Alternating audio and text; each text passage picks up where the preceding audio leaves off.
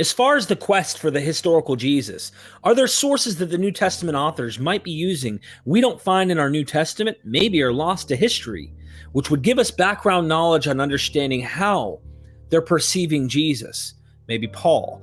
Does this help support mythicism or historicism? And how do both scholars, Doctors Dennis R. MacDonald and Richard Carrier, deal with this particular question? Also, the topic of memory and scholarship. Are really the Gospels this collection of memories? And could it be accurate if they were? Or did they have a literary intention? And their whole goal wasn't what factually literally happened, but the meaning that they're trying to convey while writing their literary devices.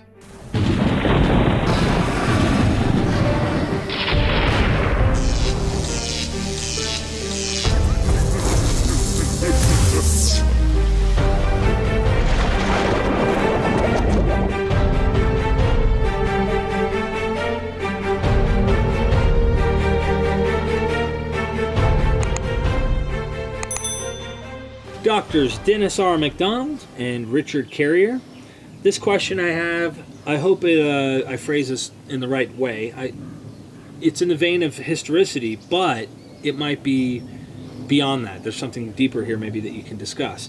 Can you please elaborate in what way the literary sources the New Testament authors used may impact one's approach to the question of historicity?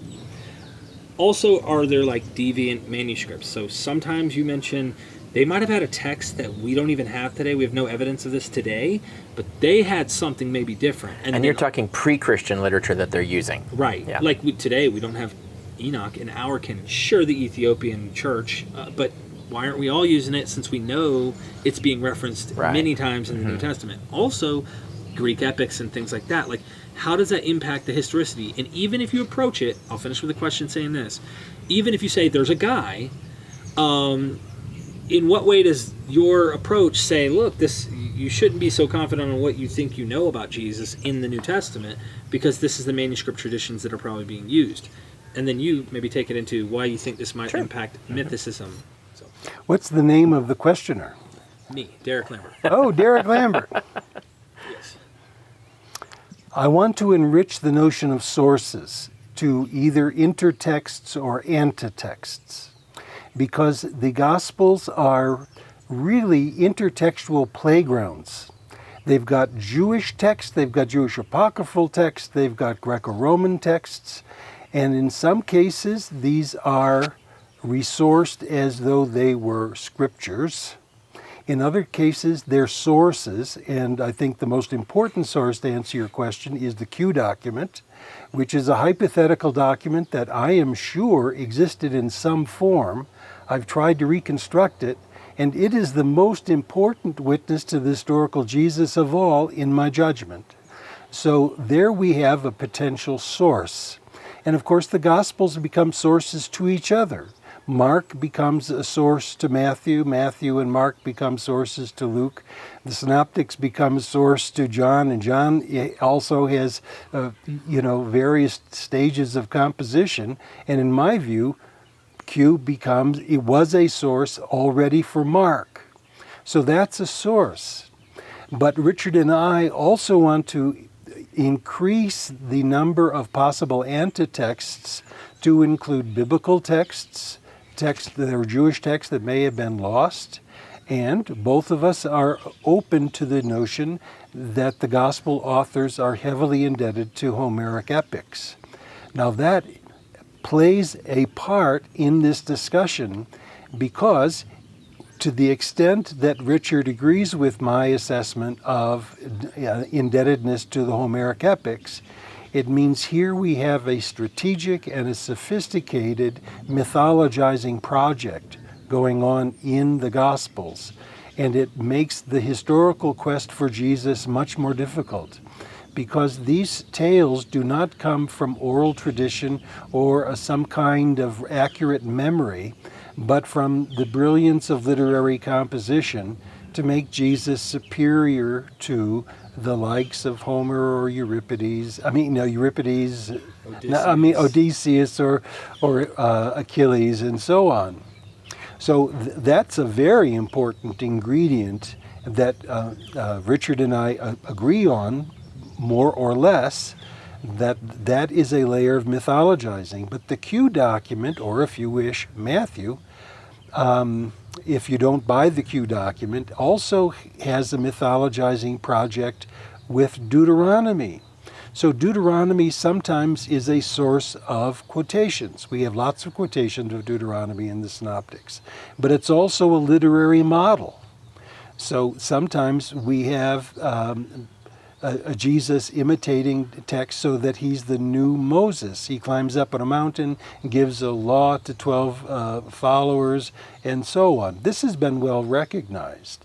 But it often is confused as a source. It really is a literary model.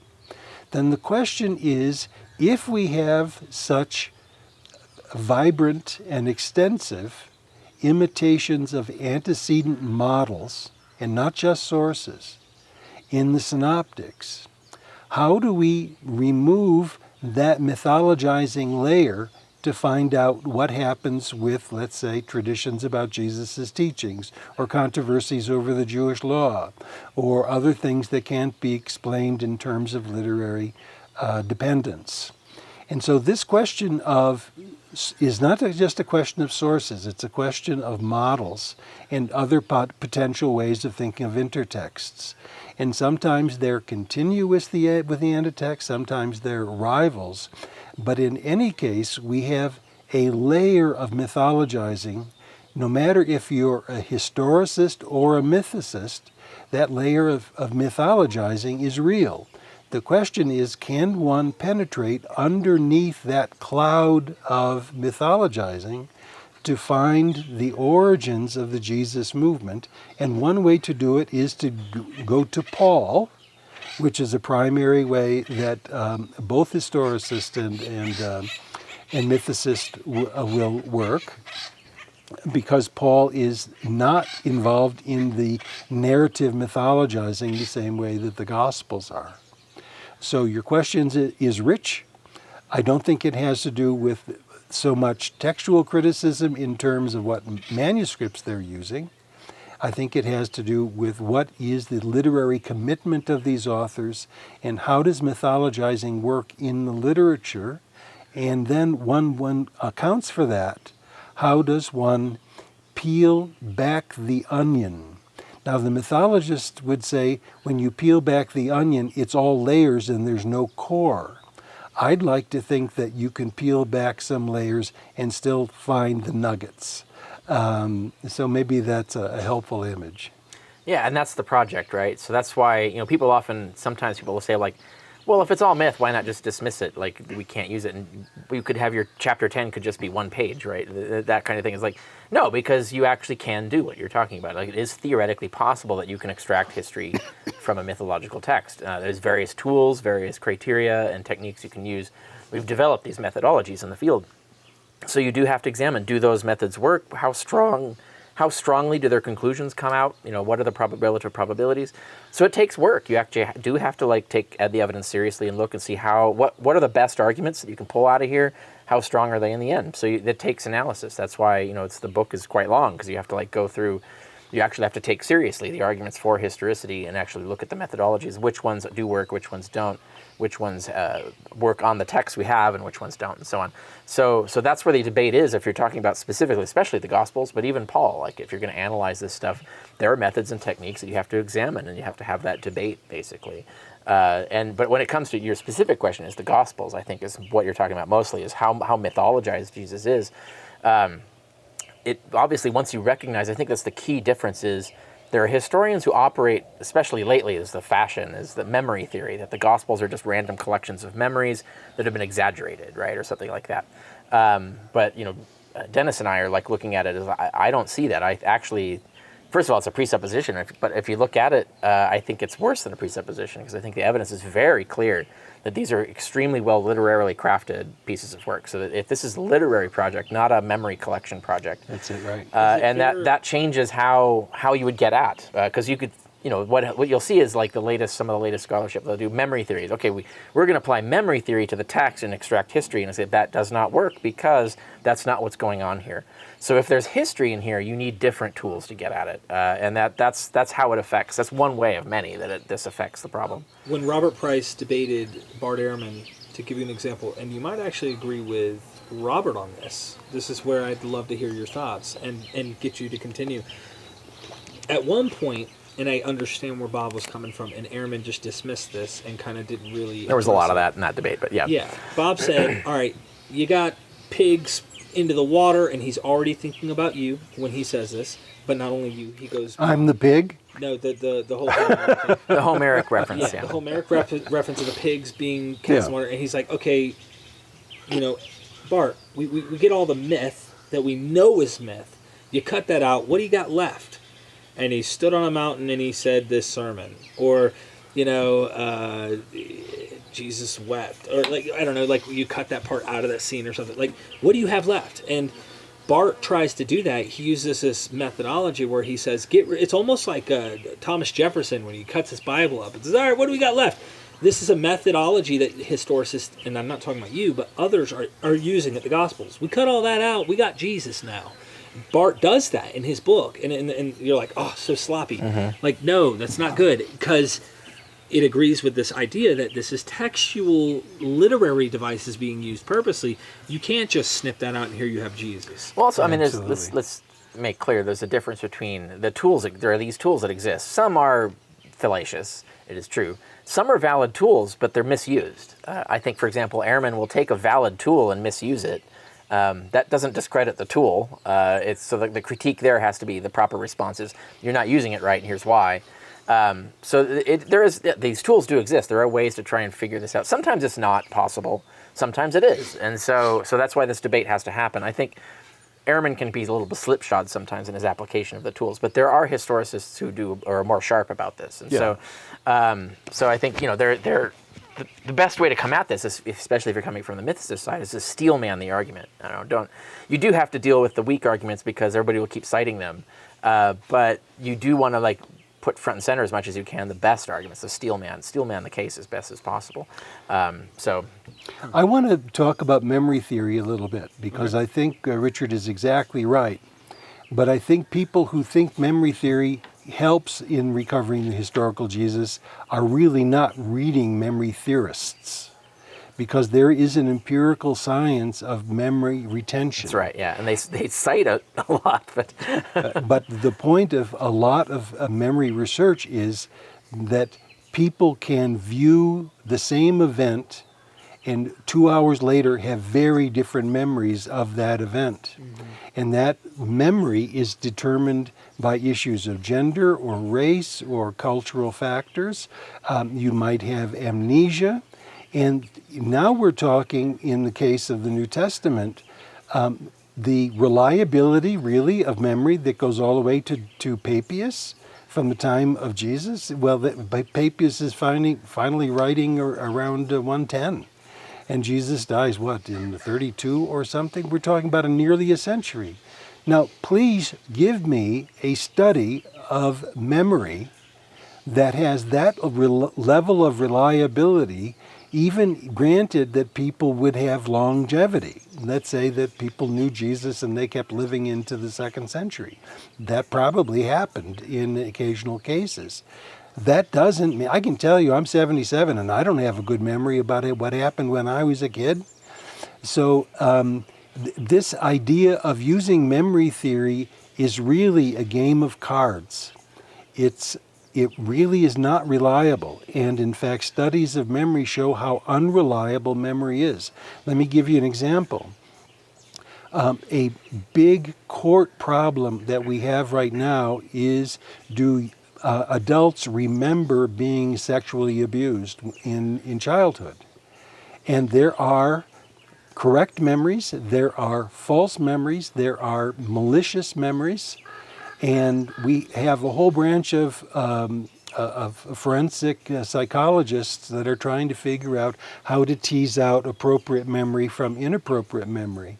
But memory is a guarantee of diddly squat. And then if you add layers of tradence. So it's memory of someone else's memory of someone else's memory of someone else's memory. It compounds the problem, right? Yeah, memory does not get you where you want to if you want to recover the historical Jesus from oral tradition. And it's interesting, I came at this, like before I even started seriously into biblical studies, I came at this already from oral folklore studies, because when I was at Berkeley, some of the work that I read and worked on in school related, for example, I took several courses in Native American history, and there's a lot of anthropology, and also I took cultural anthropology, there's a lot of overlap. And a lot of it, you're looking at a lot of essays and research by anthropologists on how to use oral lore from within Native American cultures. And the unanimous conclusion is that, well, actually, I noticed, at least from the same person who's telling me the story, it changed from one day to the next, depending on the context and the purpose of the story. And who the interviewer is. I mean, there's pollution that way. Yeah, so and what they notice, the way it changes, is that these stories are malleable because the meaning of the story is more important than any of the details of the story. So it's perfectly acceptable to alter the story in any way you need to convey the meaning in the context you're in. So the stories, like our idea of veridical accuracy is not the norm in human cultures. The norm in human cultures is the concepts, the ideas. The message is more important than any of the particulars. This rationalizing of history is actually kind of a peculiar feature of the Greco-Roman development. And even then you see them falling back into the same sort of conceptual way of constructing history rather than factual. When I've written about it, I've talked about the appeal to oral tradition as a convenient cop-out, in some cases used almost promiscuously. And that it really, because it's not falsifiable or verifiable, because we don't have any textuality one way or the other to demonstrate it, and because memory itself is unreliable, it really can be used to defend any damn thing you want to when you get caught. So, just so could you guys repeat all of that? I don't remember. Well, there's another component to your question, though. You asked about why should Christians today care about Enoch or other of these pre-Christian apocrypha that Christians clearly relied on for some of their concepts? And do you have like a general answer to that? Or? Oh, well, they certainly did. But we have to be disciplined about how we tease that out. And we have to recognize that they're not trying to be xerographic when they use those texts. They're actually trying to be creative. And they'll put them together in various constellations that we would never think of doing. It also sets up background knowledge. I had talked to you earlier about that, Sure. The idea that, so Enoch is important because, not because, you think, well, it's not in Scripture, why do I care? But it represents an entire mindset and an understanding of the cosmos and its history that is the backdrop for everything that's going on in all their writing. So you aren't going to understand Paul or the gospel authors, or if you don't understand Enoch, because they believe the stuff in Enoch is history or is cosmically relevant. So it affects the context of what they're thinking and what their audience is thinking. So if you want to understand the original meaning of these texts, you have to get in the mindset of the people of that time, and that means being familiar with the media that they were absorbing and taking seriously. Thank you.